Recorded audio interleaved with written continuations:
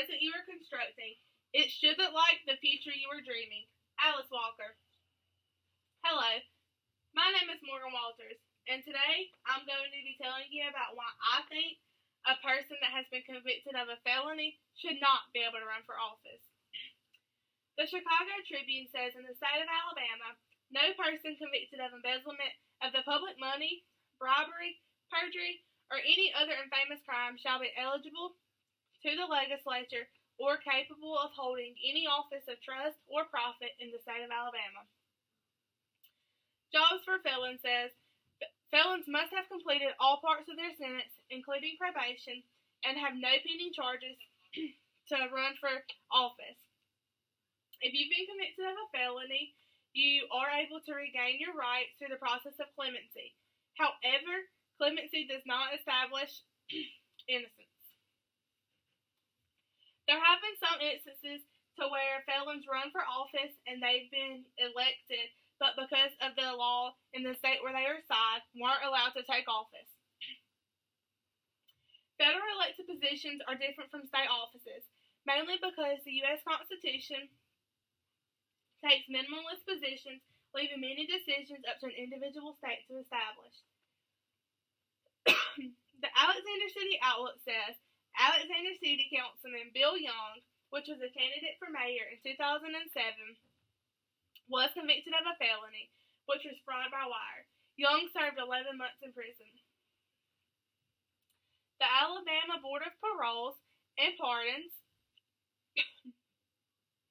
The Alabama Board of Pardons and Paroles restored his rights to vote in the state of Alabama, which made him eligible to hold a public office here in the state of Alabama by the Alabama state law. Fraud by wire is having devised or intending to devise any scheme to defraud or for obtaining money or property by the means of false or fraudulent pretenses.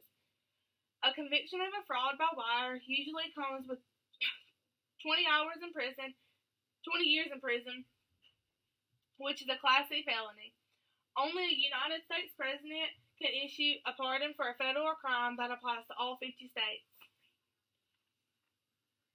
People who have been charged with a felony has the right to petition the Alabama Board of Pardons and Paroles to restore their political and civil rights, which is such as the right to bear arms or the right to vote. Bill Young pardoned his right to vote back, but he did not get his right to bear arms back. Since the state of Alabama requires all mayoral or city councilman candidates to have the right to vote in order to run for office, his restoration of his voting rights made him eligible to hold his elected official position on the Alexander City Council and was able to run for mayor in 2007. M. Live says, the convicted felon should not be able to run for office.